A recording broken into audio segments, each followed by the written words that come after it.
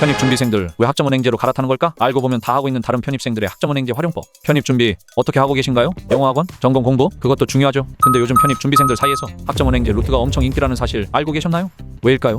오늘 영상에서 그 이유를 알려드릴게요. 일부 일반 편입의 현실. 요즘 편입은 영어 점수만 높다고 되는 게 아닙니다. 전공학점, 학력 요건, 이수 조건까지 하나하나 꼼꼼하게 맞춰야 하죠. 그런데 문제는 학사학위가 없는 경우가 정말 많다는 것이에요. 그러면 여기서 의문을 가지시는 분들이 있을 겁니다. 왜? 전문학사 학위만 있어도 편입시험에 지원 가능하잖아? 라고요. 그런데 그거 아세요? 무조건 학사학위를 취득해서 편입시험에 응시하는 것이 매우 유리하다는 사실을요. 전문학사 학위로도 일반 편입 전형 지원이 가능하지만 학사학위를 보유한 채로 학사 편입 전형에 응시하면 여러 방면에서 매우 유리합니다. 가장 큰 이유 두 가지를 먼저 말씀드리면, 첫 번째, 지원 가능한 대학과 전형이 더 많아요. 편입에서 학생 선발 인원이 고정적이지 않고 매년 유동적으로 바뀐다는 사실은 알고 계셨죠?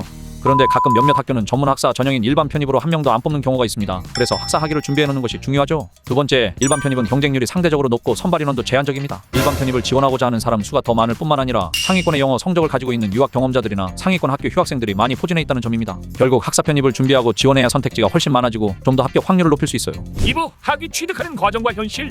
그러면 많은 편입 준비생들은 고민을 합니다. 학사학위 요건 이걸 언제 다 채우지? 3에서 4년은 더 걸릴 것 같은데? 다니고 있던 대학에서 학점까지 챙겨가며 영어, 수학 공부를 하기에는 현실적으로 매우 어렵습니다. 이외에 사이버대나 방통대 등으로 학위 요건을 채우시려는 분들이 있는데 이 학교들 또한 학점을 챙기고 여러 과제들과 시험을 준비하는 것이 고난이도에 속해요. 그래서 여기에 학점은행제가 등장합니다. 국가에서 평생교육의 일환으로 대학에 다니지 않고도 학점과 학위를 취득할 수 있도록 도와주는 시스템인데 이게 편입 준비에도 아주 큰 도움을 줍니다. 학점은행제를 이용하면 전공 학점 채우기, 부족한 학위 요건 충족, 빠른 학위 취득까지 한 번에 가능. 실제로 많은 편입 준비생들, 심지어 고졸 출신의 편입 준비생들도 1에서 2년 안에 학위를 만들고 편입 지원 자격을 갖추고 있어요. 게다가 학점은행제는 온라인 강의 중심이라 영어, 수학학원이나 편입학원에 집중을 할 수 있는 환경 조성, 즉 시간을 효율적으로 쓸 수 있다는 장점이 크죠. 이렇게 경쟁자들인 다른 편입 준비생들은 시간, 비용, 효율성 등을 고려해 학점은행제로 방향을 잡는 경우가 정말 많습니다. 다니고 있던 대학 복학, 사이버대, 방통대 다 고려해봤지만 결국 빠르고 유연하게 학위 요건을 채우는 데는 학점은행제가 가장 현실적이죠. 여러분도 지금 고민 중이라면 한번 학점은행제 루트도 알아보세요. 생각보다 많은 사람들이 이미 시작하고 있습니다. 3부 학점은행제로 편입 준비 시 유의사항.